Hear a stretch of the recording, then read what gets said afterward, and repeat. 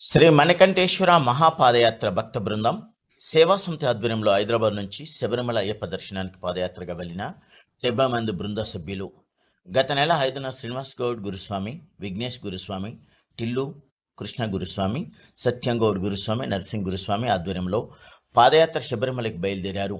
రోజుకు 30 కిలోమీటర్లు నడుస్తూ దాదాపు 37 రోజులు ఎలాంటి అలసట లేకుండా అడుగులు వేస్తూ డిసెంబర్ 11న శబరిమల చేరుకుని అయ్యప్ప స్వామి దర్శనం చేసుకోవడం జరిగిందని గురుస్వాములు తెలిపారు. శ్రీ మణికంఠేశ్వర మహాపాదయాత్ర భక్త బృందం సేవా సమితి.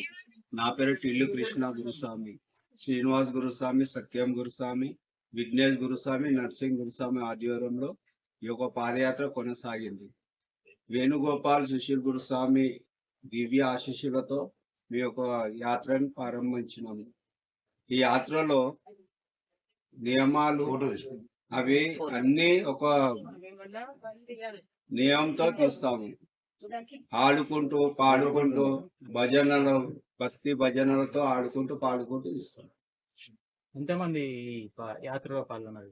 ఇప్పుడు యాత్ర పాల్గొని 65 మంది, కుంటలతో 70 మంది యాత్ర.